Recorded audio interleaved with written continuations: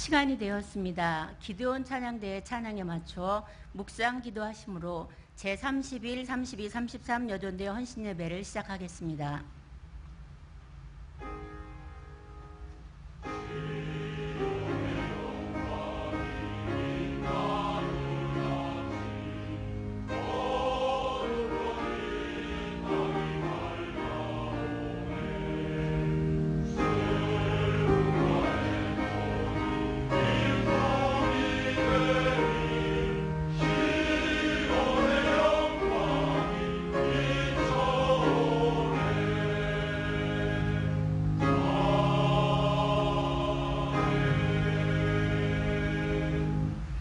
다 함께 찬송가 438장을 부르시겠습니다.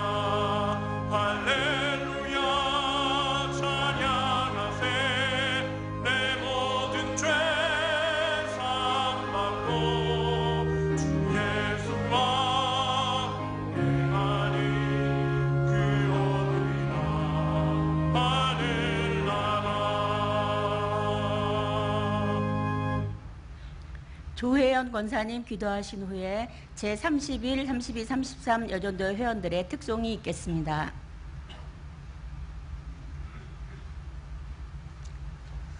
하나님 감사합니다. 우리를 사랑하셔서 하나님 자녀 삼으시고 하나님 은혜로 살게 하심을 감사드립니다. 바르고 정확한 말씀을 선포하시는 경양교회에서 구원인으로 사명인으로 교회를 섬기게 하심도 감사합니다. 거룩한 씨와 구루터기가 되어 전도와 선교의 사명에 충성을 다하고 하나님이 맡겨주신 각자의 청지기 사명 잘 감당하여 하나님을 기쁘시게 하는데 최고의 삶을 살 수 있도록 인도해 주시옵소서.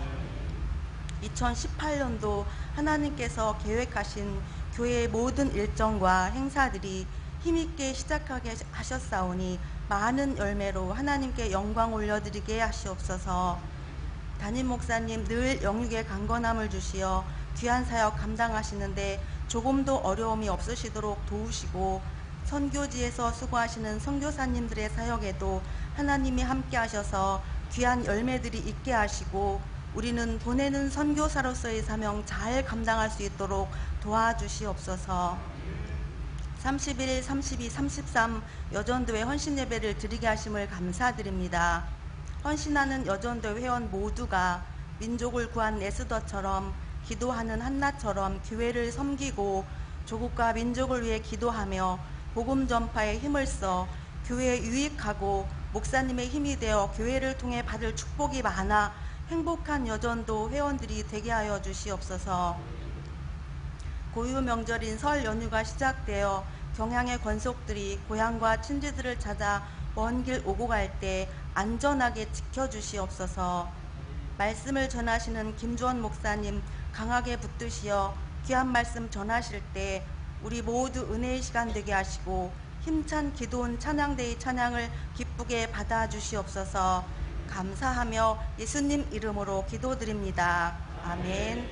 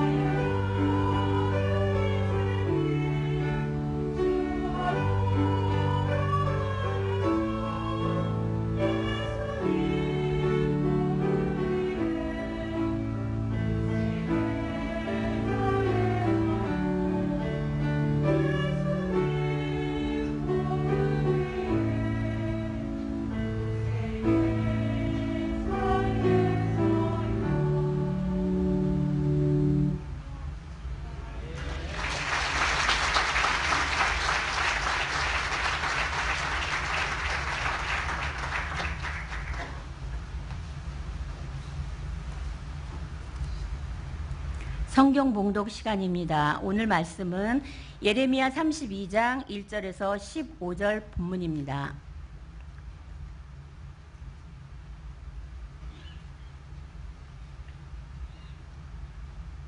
예레미야 32장 1절에서 15절 중 제가 6절, 7절을 봉독하겠습니다.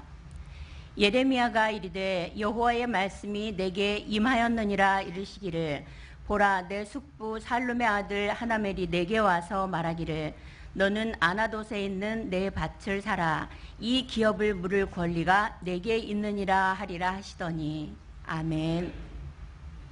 기드온 찬양대에 찬양이 있은 후 김주원 목사님께서 너는 아나돗에 있는 밭을 사라 하는 제목으로 말씀 전하시겠습니다. 많은 은혜 받으시기 바랍니다.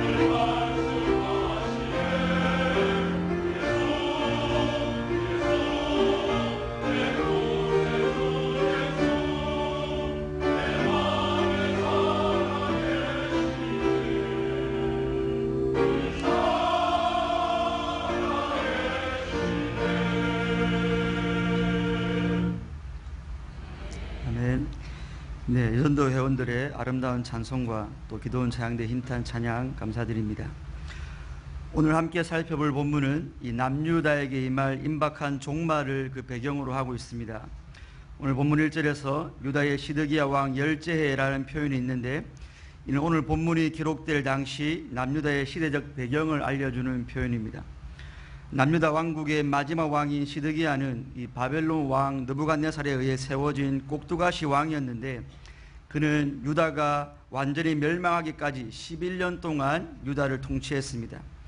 그런데 오늘 본문의 시간적 배경이 시드기야 왕 열제해에 발생한 사건이므로 오늘 본문은 남유다가 멸망하기 1년 혹은 몇 개월 전을 배경으로 하고 있는 것입니다. 본문에 기록된 시기가 남유다라는 한 나라의 종말 직전이라는 점에서 오늘 저와 여러분들이 살아가는 이 시대와 비슷합니다. 왜냐하면 사도 바울은 신약 서신서에서 교회가 말세를 만난 자들이다라고 정의하고 있기 때문입니다.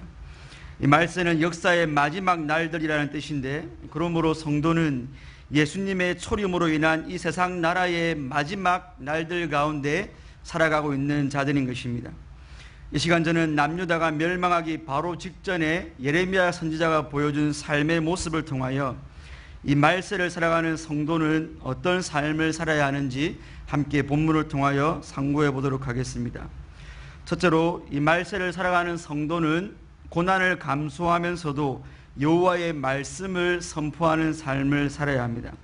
함께 본문 1절로 5절까지 합독하시겠습니다. 시작. 시드기야 왕 열째 곧 느부갓네살 18째 해에 여호와의 말씀이 예레미야에게 임하니라.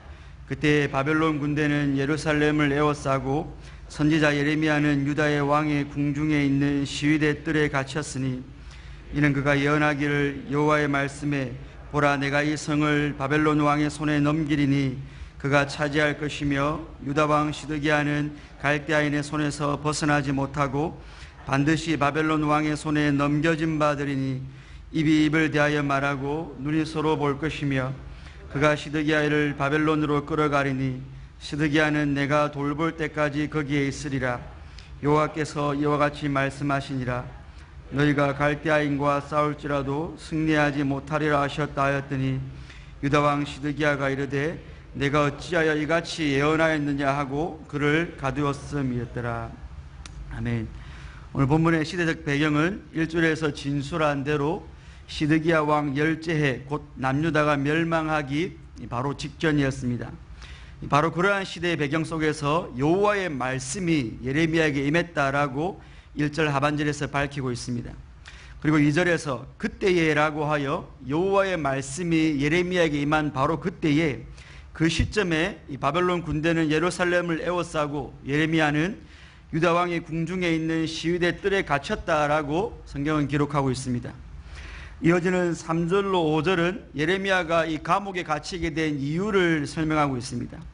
우리 개역 개정 성경은 3절과 5절을 절 구분 없이 번역해 놓았지만 원어 성경에는 3절과 5절의 마지막에 위치한 유다 왕 시드기야가 이르되 네가 어찌하여 이같이 예언하였느냐 하고 그를 가두었음이었더라라는 구절이 제일 먼저 기록되어 있습니다. 그리고 그가 예언한 내용은 여호와 하나님께서 예루살렘 성을 바벨론 왕의 손에 붙이셨고 시드기야는 바벨론 왕의 포로가 될 것이라는 것이었습니다. 바로 이 예언의 내용이 시드기야 왕의 심기를 불편해했기 때문에 예레미야는 감옥에 갇힌 것입니다. 이처럼 예레미야가 감옥에 갇힌 이유는 그가 율법을 범했기 때문도 아니었고 나라법을 어긴 것도 아니었고 예레미야의 도덕성에 문제가 있는 것도 아니었습니다. 오직 하나님의 말씀을 증거하는 선지자로서 하나님이 하고 계시며 또 앞으로 반드시 하실 일을 받은 그대로 증거한 그것밖에 없었습니다. 그런데 예레미야는 바로 그 하나님의 말씀과 그 말씀 증거 때문에 감옥에 갇히게 된 것입니다. 사실 예레미야가 하나님의 말씀 전파 때문에 받은 고난은 이 옥에 갇히는 것이 다는 아니었습니다.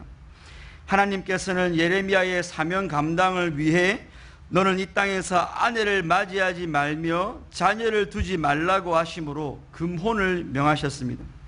그리고 예레미야는 사람들로부터 핍박을 받는 자신의 처지를 두고 나는 끌려서 도살당하러 가는 순한 어린 양과 같으므로 그들이 나를 해하려고 꾀한다고 하였고, 내게 재앙이로다. 나의 어머니여, 어머니께서 나를 온 세계에 다투는 자와 싸우는 자를 만날 자로 나오셨도다. 내가 구워주지도 아니하였고 사람이 내게 구이지도 아니하였건만은 다 나를 저주하는도다 라고 하므로 하나님의 말씀 때문에 예레미야 선지자가 얼마나 고독하고 또 얼마나 비참한 삶을 살아왔는지 구구절절히 나타나 있습니다. 그러나 예레미야 선지자의 고난은 이와 같은 육신적인 고난만도 아니었습니다. 예레미야 선지자는 슬프다 나의 근심이여 어떻게 위로를 받을 수 있을까? 내 마음이 병들었도다 라든지 슬프고 아프다 내 마음속이 아프고 내 마음이 답답하여 잠잠할 수 없으니 이는 나의 심령이 나팔소리와 전쟁의 경보를 들음이로다 라는 고백을 통하여서 그를 엄습한 영적인 고통이 훨씬 더 무겁고 그를 더 많이 짓눌렀다는 것을 우리는 알 수 있습니다. 즉 하나님의 신정국가인 남유다가 우상 숭배와 행악과 같은 폐역 일변도로 치닫는 그 현실과 그로 말미암아 자신의 동족인 유다 민족에게 임하게 될 그 엄중한 심판을 생각할 때 그는 극도의 두려움과 아픔을 느꼈던 것입니다.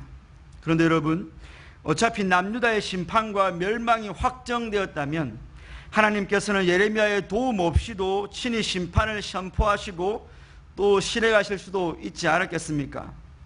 구약에서 친히 현존하신 그 하나님께서 굳이 선지자 예레미야를 통하시지 않고 직접 이 패역한 남유다에 나타나시고 그 심판을 선포하실 수도 있지 않으셨겠습니까? 그렇게 하실 수 있는 능력과 위엄이 있으신 하나님께서 왜 연약한 인간을 통하여 임박한 종말을 선포하게 하시고 또 하나님께서 담아주신 그 입의 말씀 때문에 예레미야 선지자는 그 모진 고난 속에 담겨졌어야 했던 것입니까? 사실 그 누구도 하나님께서 왜 이런 방식으로 남유다의 종말을 고지하시며 또 성취해 나가시는지 알지 못합니다. 그리고 왜 그 임박한 종말의 때에 하나님의 말씀 때문에 예레미야가 그런 고난을 받아야 하는지도 저와 여러분들은 다 알지 못합니다. 하지만 중요하고도 확실한 것은 하나님께서는 하나님의 뜻을 알리신 그 사람을 통해 심판을 선포하기를 원하신다는 것이며 또 그 전달자의 고난받음을 통해 심판받을 세상의 악함을 온 천하에 드러내시기 원하신다는 것입니다. 만약 예레미야 선지자가 하나님의 심판의 확실성과 무서움을 깨달아 알지 못했다면 그리고 그 말씀을 선포하지 않았다면 예레미야 시대의 사람들은 거짓 선지자들이 전파하는 평안하다 평안하다 하는 거짓 예언과 선동이 전부인 줄로만 알았을 것입니다. 그러나 하나님께서는 예레미야라는 한 사람에게 말씀을 주시고 그 말씀을 가감없이 전하게 하심으로 하나님의 뜻을 세상에 알리시고 또한 세상의 악함을 폭로하신 것입니다.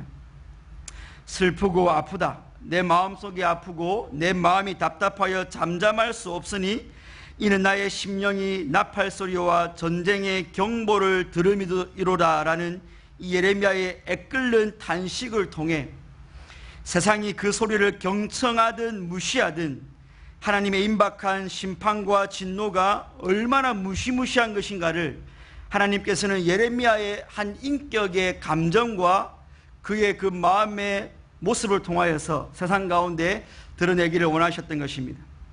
그리고 그렇게 바른 진리를 선포하는, 아니 세상으로 하여금 살 방법이 있음을 알리는 그 예레미야를 감옥에 가두는 세상의 그 행태와 작태를 통해 그런 세상을 하나님께서 멸하시는 것이 얼마나 공의에 합당한 것인가를 하나님은 예레미야를 가두는 세상을 통하여서 폭로해 버리시는 것입니다. 성도 여러분, 이 말세의 시대에도 예레미야와 같이 이 세상의 배역함과 악함을 보고 이 세상에 임할 하나님의 심판의 무게를 알아 가슴을 치며 단식할 성도들이 필요합니다. 세상과 함께 춤추고 세상의 장단에 맞춰 우는 자들이 아니라 하나님의 진리의 말씀에 따라 이 말세의 세상을 진단하고 그 진단한 대로 세상을 향하여 일갈할 수 있는 그런 깨어있는 성도들이 그 어느 때보다 필요합니다. 노르웨이의 의학자 한센에 의해 원인균이 발견된 한센병이 무서운 이유는 일단 그 나균에 감염이 되면 통증을 느끼는 능력을 상실하게 되고 그 결과 자신도 모르는 사이에 이 신체 말단의 부상 또는 감염이 반복되어 썩어 문드러지거나 떨어져 나가서 그 신체의 부위를 상실하게 되기 때문입니다. 즉 고통을 통증이 없으므로 자신의 신체에 이상이 생겨도 위험을 인식하지 못하는 것입니다. 바로 세상이 그와 같습니다. 하늘로부터 쫓아 나타나는 이 세상 나라를 향한 하나님의 진노가 이 말세의 후반부로 가면 갈수록 더욱 가까워지고 있는데 세상은 모두 죄의 바이러스에 걸려서 그 죄 때문에 자기 자신에게 어떠한 종말이 임할 것인지 알지 못한 채 여전히 시집가고 장가가고 죄를 먹고 마시면서 영원한 멸망으로 달려가고 있는 형국이기 때문입니다. 그런데 바로 그때 예수 그리스도의 십자가의 보혈의 능력으로 그 죄의 바이러스가 제거되고 예수 그리스도의 십자가 사건을 통해 죄에 대한 하나님의 진노가 얼마나 무서운 것인가를 간접적으로 경험한 성도들은 죄의 바이러스에 걸려 그 손을 뜨거운 불에 갖다 대면서도 무감각한 자들에게 날카로운 부위의 신체 일부가 쓸리면서도 똑같은 행위를 반복하는 그 죄인들을 볼 때 마치 자신이 불에 데이고 자기 자신의 살이 잘려나가는 고통을 느끼면서 그들에게 그러면 안 된다라고 살 길을 외치는 것입니다. 성도가 그런 생명의 복음 진리를 전파할 때 세상은 절대로 성도를 향하여 고맙다고 살해하지 않습니다. 오히려 살 수 있는 방법을 알려준 예레미야를 옥에 가둔 것처럼 생명을 전파하는 성도는 이리 가운데 던져진 양처럼 세상에 의해 무자비하게 살육당할 것입니다.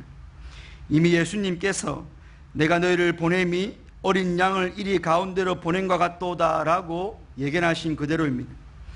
또한 주님께서는 세상이 너희를 미워하면 너희보다 먼저 나를 미워한 줄 알라. 이는 내가 세상의 행사를 악하다 증거함이라 라고 하시므로 세상이 그리스도 이름으로 나오는 성도를 미워하고 박해하는 것은 세상이 자신들의 악함을 예수님에 의해 이미 폭로당했기 때문입니다. 이처럼 영의 감각을 가지고 있는 성도는 이 말세의 때를 살면서 임박한 하나님의 진노의 확실함을 알고 불쌍한 영혼들을 위하여 탄식하는 자들입니다. 그래서 성도는 그들이 듣든지 아니 듣든지 그들이 변화되든지 안 되든지 하나님의 생명의 말씀을 가감없이 증거하는 자로 세상 가운데 존재하는 것입니다. 교육과 인간 양심의 기능으로 인하여 이 세상이 더 선해지거나 더 나은 방향으로 가고 있다고 믿는 세상에게 하나님을 대적하는 이 세상이 얼마나 악하며 이 세상에 속한 개개인에게는 이미 하나님의 심판의 도끼가 놓여져 있음을 성도는 선포해야 합니다. 과학과 문명의 발달로 인간이 결국은 스스로 생명을 창조하고 인간의 힘으로 영생도 얻을 수 있다고 착각하는 자들에게 인간의 피조물됨과 하나님을 떠난 인간이 얼마나 가치 없는 인생인지, 그리고 그 유한한 인생의 끝에 있는 하나님의 심판이 얼마나 무서운 것인지 저와 여러분들은 선포해야 합니다. 하나님의 불심판으로 사라져버릴 이 세상이 전부인 줄 알고 먹고 마시는 문제에만 혈안이 되어 자신의 영혼의 안위에는 전혀 무관심한 자들에게 몸과 영혼을 능히 지옥에 몰아시는 분이 계시니 세상이 아니라 그분을 두려워하라고 선포해야 합니다. 기독교 신앙마저 이 세상 속에서 자기 자신의 부와 명성을 챙기기 위한 수단이요 방법으로 전락시켜버린 자들에게 그런 세상 가치를 위해 빌고 있는 그 대상은 하나님이 아니라 당신들이 만들어낸 금송아지 우상이라는 것을 참 기독교인들이 소리쳐 일러줘야 됩니다. 바로 이런 진리를 선포하고 또 이 진리대로 살아갈 때 반드시 저와 여러분들에게는 고난이 와야 되고 또 있을 것입니다. 말세를 살아가는 성도가 바른 하나님의 말씀을 세상에게 선포할 때 임하는 고난은 절대로 선택의 문제가 아니라 필연이고 당위적인 문제이기 때문에 그렇습니다. 절대 다수의 사람들이 과학 만능주의, 물질 만능주의, 세속주의, 기복주의를 추구하는데 일단의 무리들이 그거 가짜고 그 길의 끝에 심판이 있다라고 일갈하는데 세상이 그런 일단의 무리인 성도를 그냥 남겨둘 리가 만무하기 때문입니다. 바로 그때 그 불시험을 이상한 일 다름같이 여기지 말고 하나님의 공의를 드러내는 그 고난에 참여하는 것으로 즐거워하시면서 인내로서 잘 견디시는 우리 복 있는 경양의 성도님들 되시기를 주님의 이름으로 축원드립니다. 둘째로 말세를 살아가는 성도는 현세에서의 구별된 삶을 통하여 내세의 소망을 증거하는 삶을 살아야 합니다. 우리 함께 본문 6절로 15절까지 합독하시겠습니다. 시작.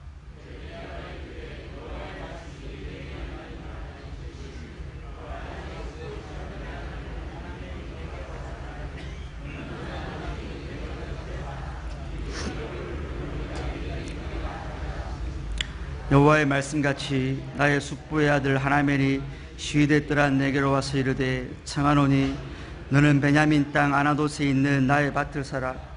기업의 상속권이 내게 있고 물을 권리가 내게 있으니 너를 위하여 사라 하는지라.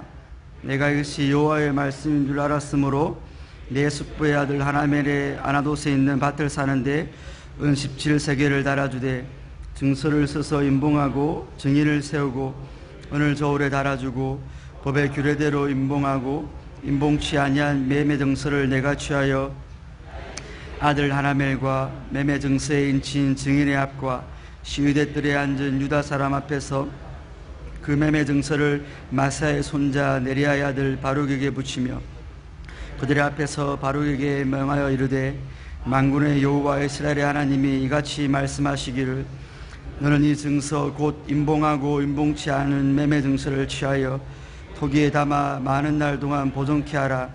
만군의 여호와 이스라엘 하나님 내가 이같이 말하노라. 사람이 이 땅에서 집과 밭과 포도원을 다시 사게 되리라 하셨다 하니라. 아멘. 여호와의 말씀 때문에 감옥에 갇히게 된 예레미야에게 또다시 여호와의 말씀이 임했습니다. 그 말씀인즉슨 예레미야의 사촌인 하나멜이 와서 그의 기업 물을 권리가 예레미야에게 있으므로 아나돗에 있는 자신의 밭을 사라고 요구할 것이라는 내용이었습니다. 우리는 예레미야 1장 1절에 베냐민 땅 아나돗의 제사장들 중 hil기야의 아들 예레미야라는 표현을 통해 예레미야의 사촌 하나멜이 언급하는 아나돗이 레위 지파였던 예레미야의 고향이며 아나돗의 땅은 예레미야 가문 소유의 땅이라는 것을 알 수 있습니다. 하나멜이 예레미야를 향하여 기업 물을 권리가 내게 있으니 이 밭을 사라고 요구할 수 있는 것은 구약 이스라엘 사회에는 고엘 제도가 있었기 때문입니다. 기업 물을 자, 후속할 자라는 뜻의 고엘은 이 궁핍함으로 인하여 기업이나 자기 몸을 판 친족을 대신하여 그 값을 치를 의무가 있는 가장 가까운 친족을 일컫는 용어입니다. 우리는 하나멜이 무슨 이유로 그 밭을 팔려 했는지는 잘 모르지만 우리 룻기의 사례를 통하여서 가장 가까운 친족이라 할지라도 기업 물을 자의 권리를 그 다음 가까운 친족에게 넘길 수 있다는 것을 알 수 있습니다. 그렇다면 저와 여러분이 예상할 수 있는 예레미야의 행동은 하나멜의 요구대로 아나돗의 밭을 사든지 아니면 그 요구를 다음 기업 물을 자에게 넘기는 것입니다. 하지만 바벨론 군대가 예루살렘을 포위하고 있고 남유다를 향한 하나님의 심판이 임박한 바로 그 시점에 감옥에 갇혀있는 예레미야가 아나돗의 땅을 구매하는 것은 비상식적인 일입니다. 하지만 예레미야는 하나멜의 요구대로 아나돗의 밭을 구매하였는데 그 이유는 8절 하반절의 말씀처럼 예레미야가 하나멜의 요구를 여호와의 말씀인 줄로 알았기 때문이었습니다.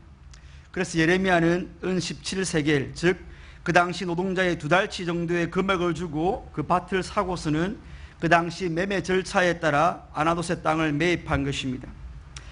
우리가 이 말씀은 예레미야가 여호와께서 지금 하나멜의 입을 통해 자신에게 말씀하신다는 그 사실을 깨달았다는 의미만은 아닙니다.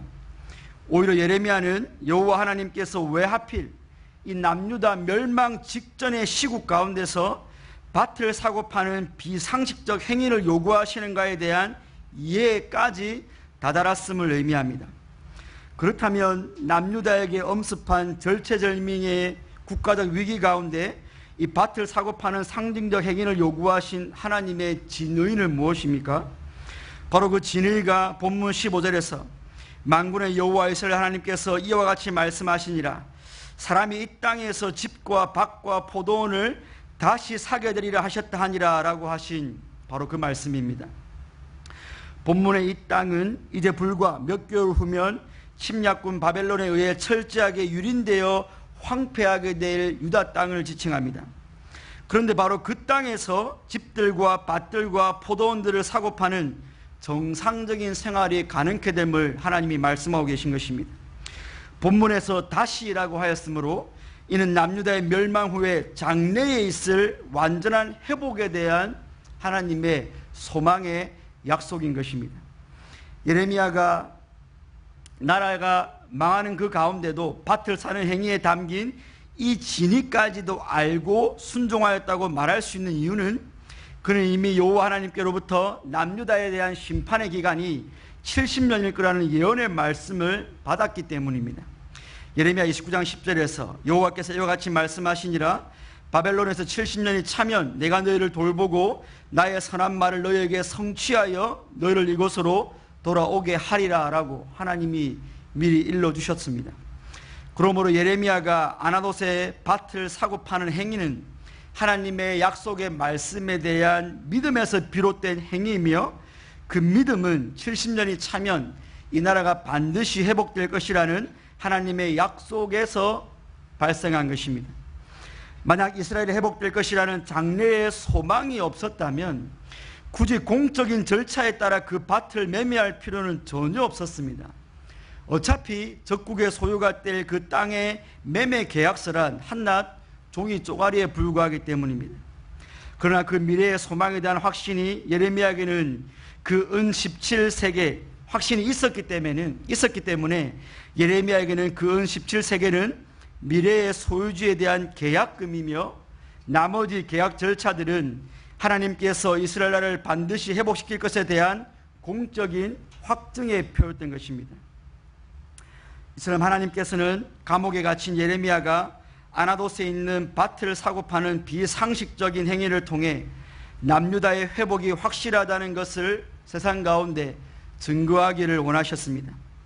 그리고 예레미야는 그 장래의 소망에 대한 믿음이 있었기에 자신의 현세의 삶에서 비록 그가 감옥에 갇혀있는 실정이라 할지라도 장래의 소망을 증거하는 그 행위가 나올 수 있었던 것입니다. 이와 마찬가지로 하나님께서는 이 말세의 때에 성도라는 자들을 통해 이 역사의 심판 뒤에 있을 저 영원한 하나님 나라가 있다는 것을 나타내 보이시기를 원하십니다. 즉 기독교적 내세관을 소유한 성도 한 사람 한 사람은 말세를 살아가는 자신의 현세적 삶을 통해 이 세상이 전부가 아니라는 것을 세상 앞에 증명하고 내어 보이는 증시의 삶을 살아야 하는 것입니다.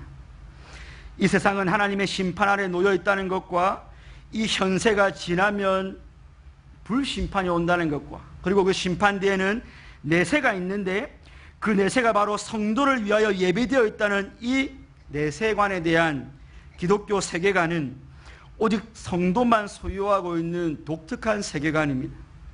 그리고 이런 기독교적 세계관을 소유한 성도는 당연히 그 세계관에 입각한 가치관을 소유하게 되고 그 가치관에 입각하여 행위가 격발되어 나오게 되어 있는 것입니다.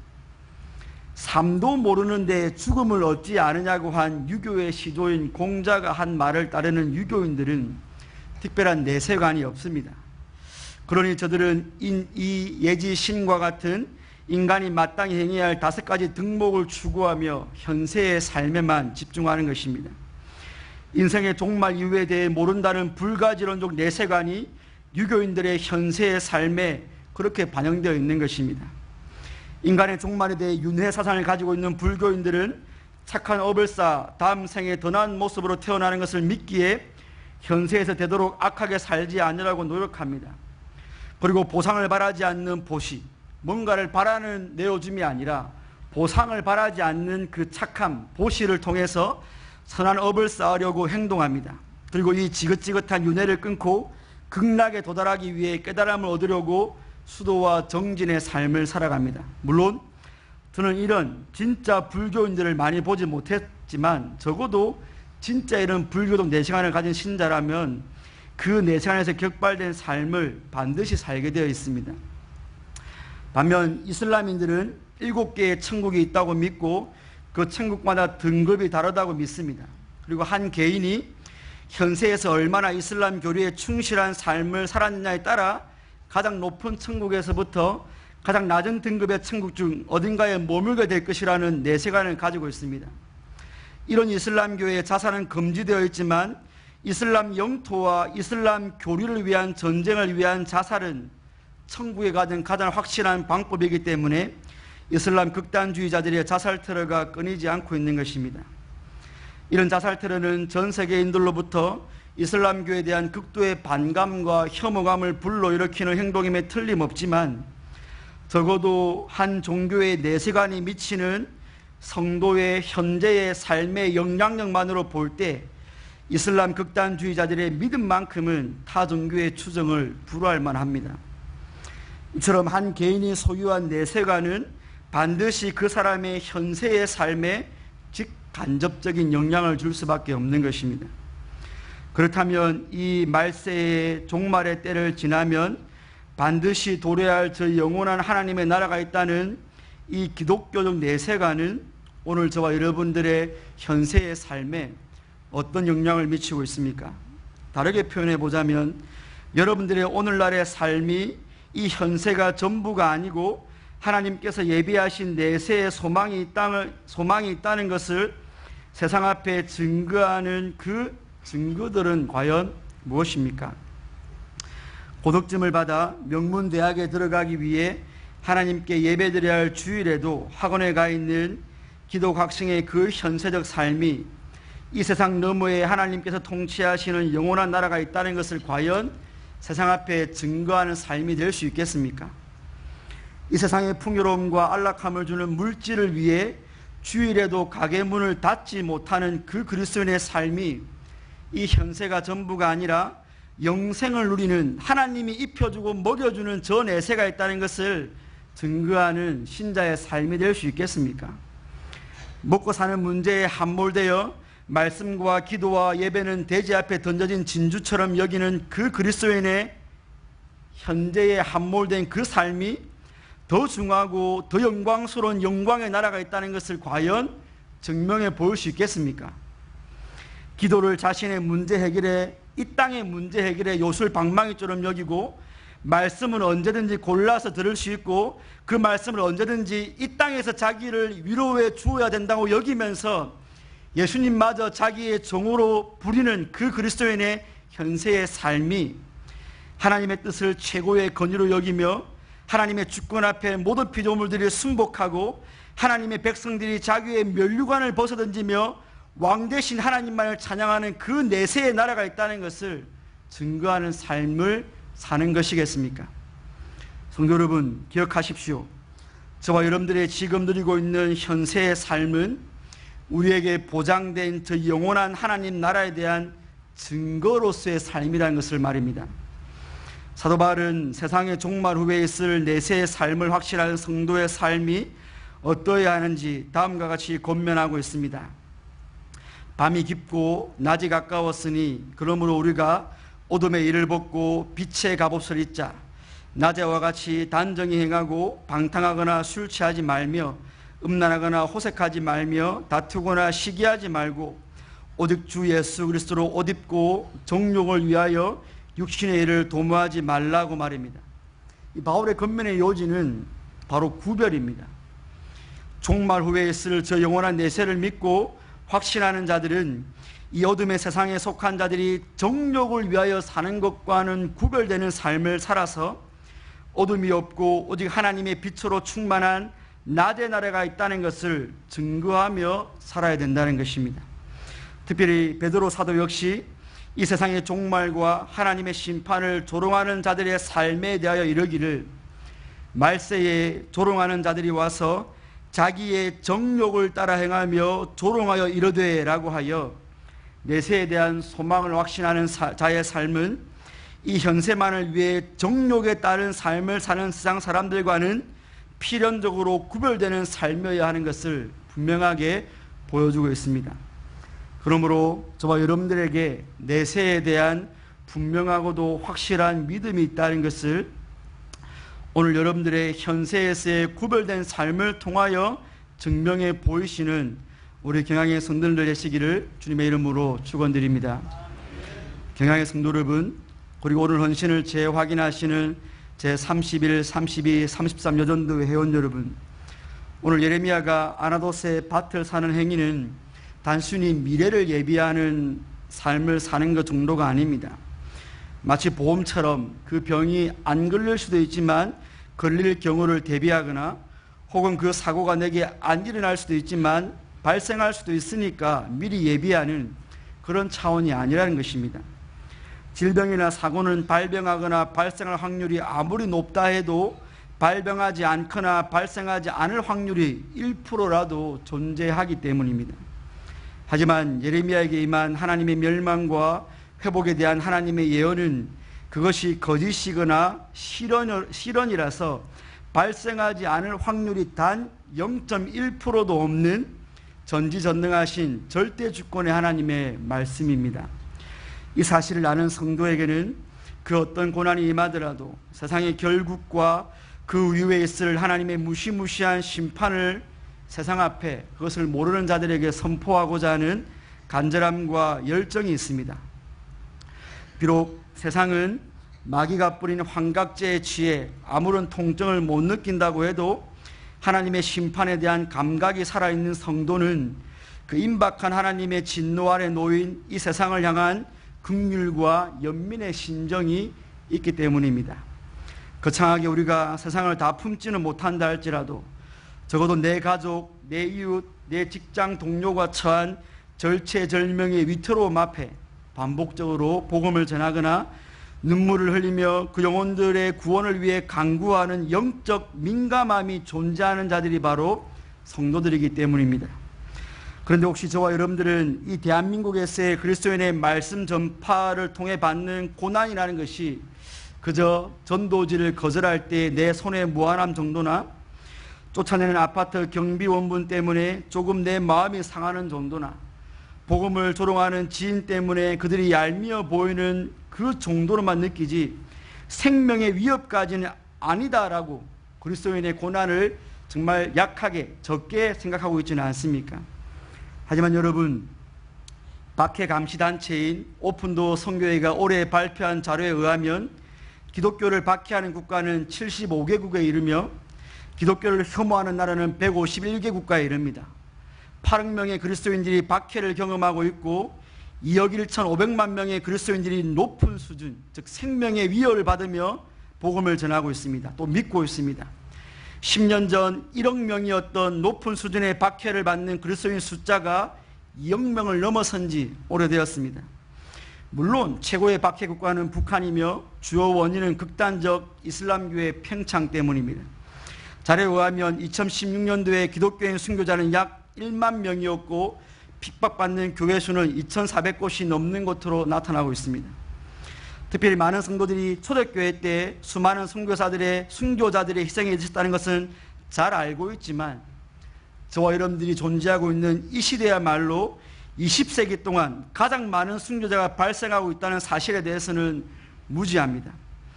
세계복음주의 협의회 종교자유위원회는 20세기에 1억 명 이상의 사람들이 순교당했다고 보고하여 기독교 역사의 순교 숫자의 절반 이상이 최근 1세기 동안 나타난 것으로 보고 있습니다. 그러므로 말세를 살아가는 성도는, 특별히 이 대한민국 땅에 살고 있는 성도는 이 반시 동안의 고요함마저도 하나님의 심판의 날들 가운데 포함된 날임을 기억하고 세상이 주는 박해와 환난 가운데서도 하나님의 심판과 구원의 말씀을 선포하는 증인의 사명이 우리에게 있음을 기억해야 되는 것입니다. 또 우리가 지금 그런 실질적인 박해를 안 당하고 있다 할지라도 우리의 형제자매가 그런 위협 가운데 처해져 있음을 우리는 모른 채 해서는 안 되는 것입니다. 이처럼 말세 가운데 하나님의 말씀을 증거하는 그 삶으로 인한 고난과 환난이 닥쳐와도 참 성도는 삶을 자포자기하거나 혹은 정반대로 이 세상에 취해 살지 않습니다. 왜냐하면 그 고난에는 반드시 끝이 있고 그 고난의 현세 너머에는 성도가 상상조차 할 수 없는 내세의 소망이 보장되어 있기 때문입니다. 무엇보다 성경은 성도에게 주어진 모든 약속의 확실성의 보증으로 성도의 심령에 성령께서 오셨다라고 증거하고 있습니다. 신용 있는 한 사람의 보증도 법적 효력이 있는데 하물며 제3위 하나님께서 보증하시는 하나님의 그 위대한 약속이 변개되거나 취소될 리가 만무하지 않겠습니까? 따라서 성도는 이 유한한 현세의 삶을 통해 성령께서 보증하시는 저 영원하고 영광스러운 내세의 삶이 있다는 것을 증거하는 삶을 살아내야 하는 것입니다. 성도마저 저 불신자와 같이 세상 탓만 하고 있거나 혹은 세상에 빠져서만 살아가고 있다면 과연 누가 세상 앞에 하나님 나라의 실존을 드러내며 살아갈 수 있겠습니까? 성도에게 보장된 내세의 소망이 성도와 불신자의 내면적인 삶의 원리나 삶의 목적 그리고 외면적인 삶의 모습의 차이를 발생시키지 못한다면 그 무기력하고 그 무가치한 하나님 나라에 누가 과연 관심을 가지겠습니까? 영원한 하나님 나라에 대한 소망은 말세를 살아가는 성도들로 하여금 반드시 세상 사람들과의 삶과는 다른 차이를 발생시키고야 많은 능력이 있는 것입니다. 이 장래에 대한 소망이 확실히 있기에 성도는 피곤한 중에도 수요일과 금요일 그리고 주일 낮밤으로 예배당에 와서 생산활동과 여가를 멈추고 하나님께 예배를 드리게 되는 것입니다. 이 장래에 대한 소망이 있기에 성도는 가장 사랑하는 사람의 죽음 앞에서도 찬양을 부르며 고인을 그 영광스러운 나라로 인도하신 하나님께 영광을 올려드릴 수 있는 것입니다. 이 장래에 대한 소망이 있기에 성도는 이 세상에서의 출세와 성공의 문이 열렸어도 그것이 하나님께서 기뻐하신 일이 아니라면 초계를 날리듯이 출세와 성공을 버릴 수 있는 자들입니다. 이 장래에 대한 소망이 있기에 성도는 사람들이 목숨을 걸고 얻으려고 하는 그 물질도 하나님의 선한 사업을 위해 아낌없이 버릴 수 있는 자들인 것입니다.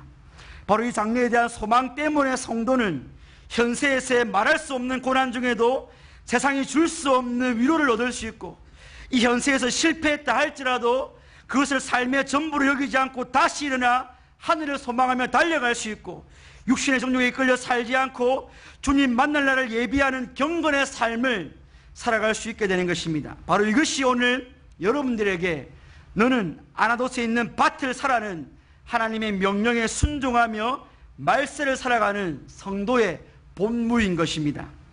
아무쪼록 지금 저와 여러분이 살아가는 이 말세의 끝자락인 이 시대는 말세 중에서도 더 마지막인 말세 진말의 시대임을 기억하시고 그 시대에 합당한 삶을 살아가시는 성도님들 되시기를 주님의 이름으로 축원드립니다.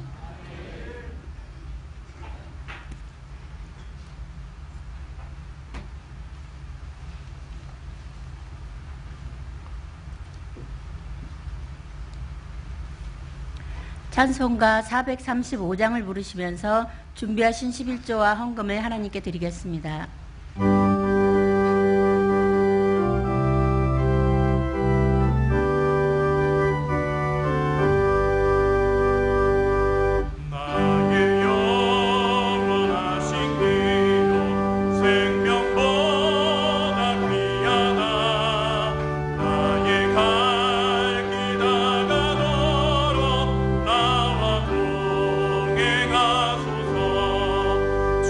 주께로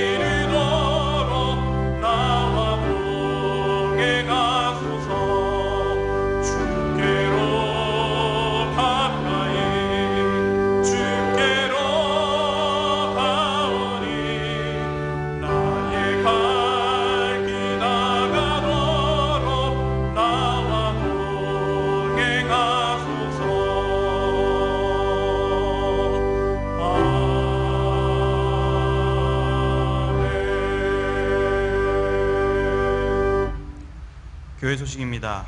금요밤 기도회는 오후 9시에 있습니다. 금주 기도회 중 특송은 대학부 임력원이 준비하시겠습니다. 다음 주일 낮에는 집사의 원례회 및 척사대회, 권사의 원례회, 경양 비전기도회, 별들의 학교 후원의 원례회가 있으며 밤에는 경양교사 헌신예배로 드리겠습니다. 교회 식당공사가 지난 한파로 인해 일정이 한 주 연기되었습니다.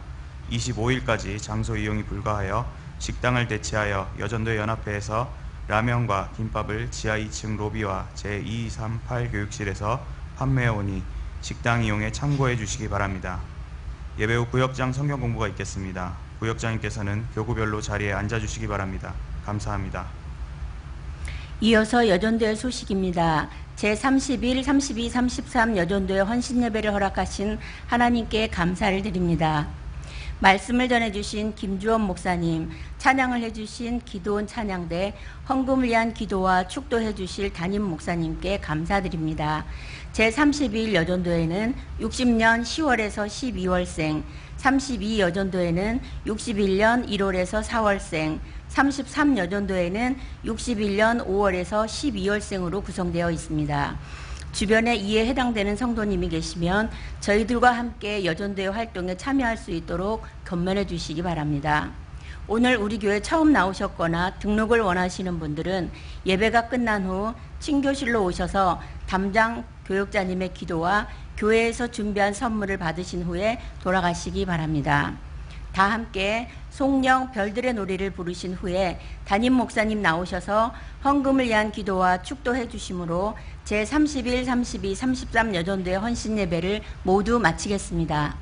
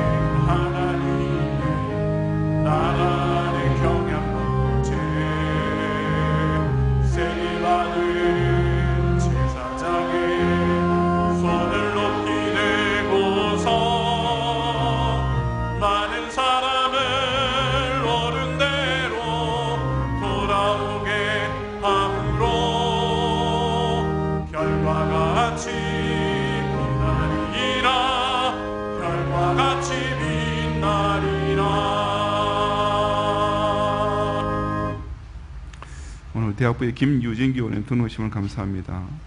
예배 후에 또 다른 카드 내지 않으시더라도 우리 교회 처음 오셨거나 등록하시는 분은 등 원하시는 분께서는 함께 신교실로 오셔서 기도와 또 교회에서 드리는 선물을 받아가시기 바랍니다.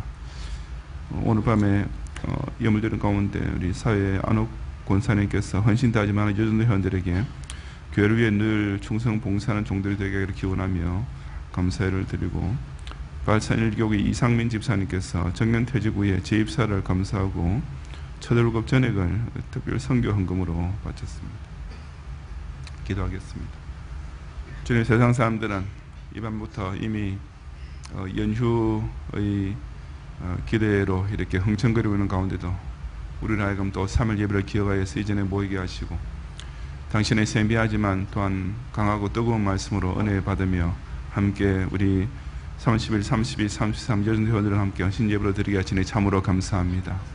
모든 영광을 거두시고 항상 교회롱식으로 모이기를 힘쓰는 자에게 오히려 참 세상 어지럽고 특히 말세가 되어 여러 가지로 혼탁할수록 또 바른 길에 굳게 서며 또한 참된 신앙과 소망을 지키고 살아가는 이런 축복을 우리 경외의 모든 성도들이 더욱 크게 누릴 수 있도록 인도하여 주시옵소서. 이 밤에도 올린 모든 찬양과 또 이 시간 드린 물질의 예물을 기쁘게 연락하여 주시고 우리 경외의 성도들 하여금 또 연휴를 지내는 동안에도 이렇게 좀 하나님께 많은 감사의 제목이 나타나는 그런 좋은 시간을 되게 하시며 또 우리 모든 성도들 특별히 이번 주일 성수와 또 조상 제사 문제에서 결코 실족하거나 범죄하지 않도록 주님께서 그 심령과 발걸음들을 강력하게 붙들어 보호하여 주시옵소서. 예수 그리스도의 은혜와 하나님의 사랑과 성령님의 감화감동 인도와 보호하심이 온갖 불안, 초조, 긴장할 수밖에 없는 징조가 날마다 더욱 더해지는 이런 말세에도 항상 복음의 말씀을 선포하는 데서 고난을 감수하면서도 기쁘게 외치며 오늘 내게 주신 삶이 바로 내세의 소망을 가진 성도임을 온 세상 앞에 증거해야 하는 기회임을 알고 이렇게 각자의 아노토의 밭을 사면서 주님 오실 날을 예배하기 원하는 사랑하는 경외의 모든 성도들 위해 특별히 밤에 헌신 예배를 드리는 31, 32, 33 여전도 회원들 위해 이제로부터 영원히 함께 있을지어다. 아멘.